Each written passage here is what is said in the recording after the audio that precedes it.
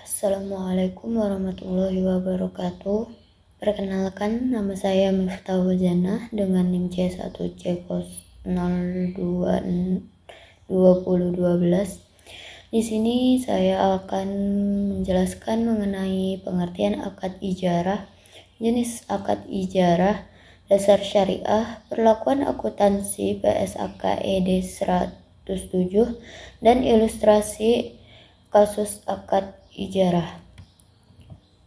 Baiklah, yang pertama mengenai pengertian akad ijarah. Akad ijarah adalah perjanjian sewa-menyewa antara dua pihak, yaitu pemberi sewa dan penyewa, di mana pemberi sewa menyerahkan hak guna manfaat suatu aset atau jasa kepada penyewa dalam jangka waktu tertentu dengan imbalan sewa ujrah. Dalam akad ijarah tidak terjadi pemindahan kepemilikan aset, hanya hak guna manfaatnya saja yang berpindah. Selanjutnya, jenis akad ijarah. Jenis akad ijarah ada dua, yaitu yang pertama ijarah manfaat. Ijarah jenis ini memiliki objek sewa aset yang tidak bergerak seperti rumah, kendaraan, pakaian, perhiasan, dan lain sebagainya. Yang kedua, ijarah pekerjaan. Ijarah atas pekerjaan mengarah kepada objek sewa yang berbentuk pekerjaan atau jasa, yakni seperti menjahit baju, memperbaiki barang, membangun bangunan, mengantar paket, dan lain sebagainya. Dasar syariah.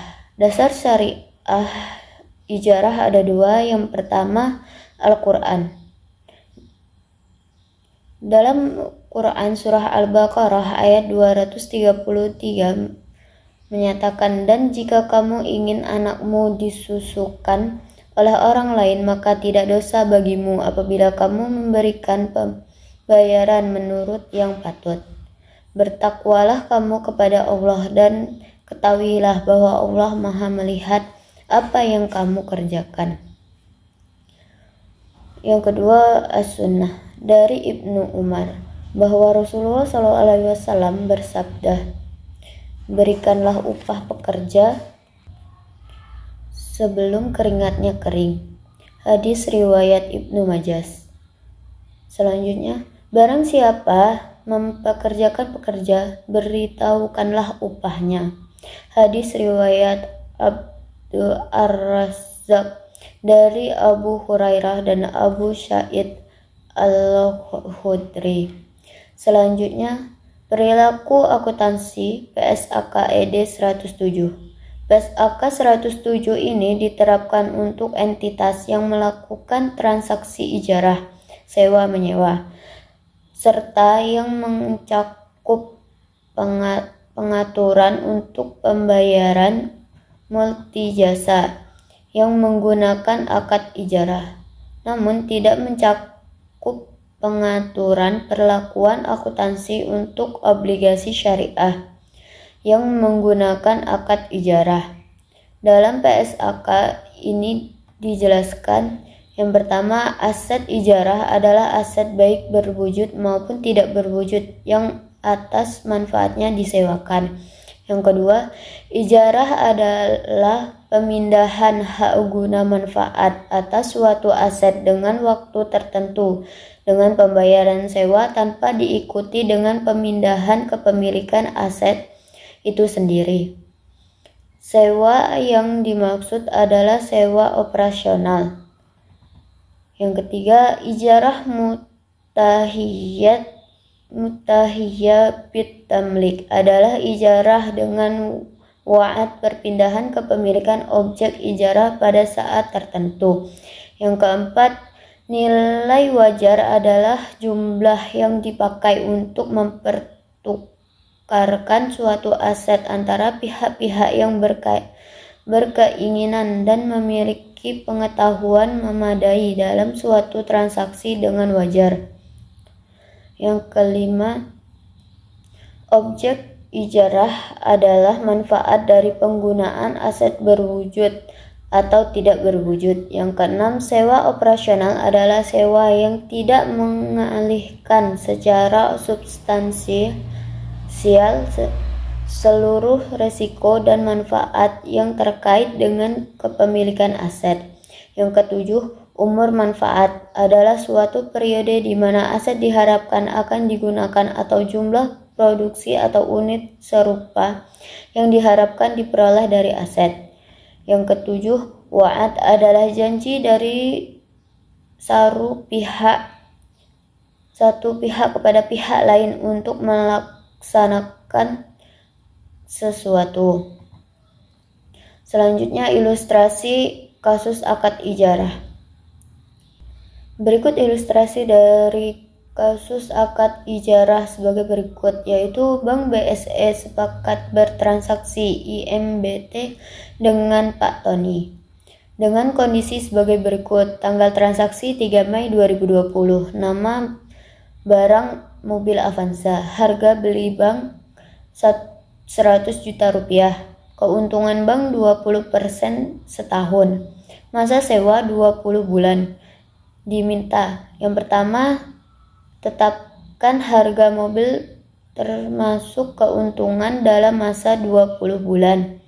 Yang kedua, tetapkan biaya sewa per bulan. Yang ketiga, buatlah jurnal dari sisi bank untuk pembelian mobil dan penerimaan sewa bulanan serta menyertakan secara hibah pada akhir periode.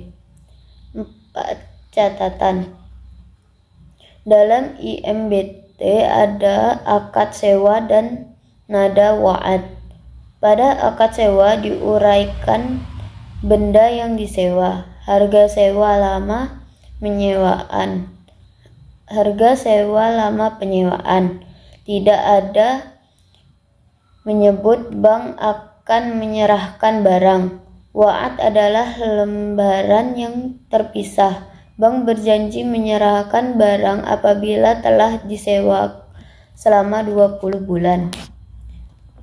Jawabannya yaitu yang pertama, keuntungan 1 tahun sama dengan 20% jika sebulan sama dengan 1,66%. Terus keuntungan 133.200.000 rupiah dibagi 20 bulan yaitu 6.660.000 rupiah. Porsi pokok sewa 100 juta rupiah dibagi 20 bulan yaitu 5 juta rupiah. Porsi pet sewa 1.666.000 rupiah. Jurnal sebagai berikut. Pada saat perolehan aset ijarah 3 Maret 2020, yaitu di debit terdapat aset ijarah sebesar 100 juta rupiah dan di kredit kas sebesar 100 juta rupiah. Pada saat pengakuan pendapatan ijarah pada tanggal laporan 31 Maret 2020, di debit piutang sewa porsi pokok 5 juta rupiah dan piutang pendapatan sewa porsi ujrah 1.660.000 rupiah. Di kredit pendapatan ijarah 6.660.000 rupiah. Pada saat pengakuan penyusutan atau amortisasi pada tanggal laporan 31 Maret 2020, di debit terdapat beban penyusutan sebesar 5 juta rupiah. Di kredit akumulasi penyusutan 5 juta rupiah. Pada saat penerimaan sewa dari nasabah 3 April 2020, di debit kas 6.660.000 rupiah. Di kredit piutang sewa porsi pokok 5 juta rupiah. Di kredit piutang pendapatan sewa yaitu 1.660.000 rupiah.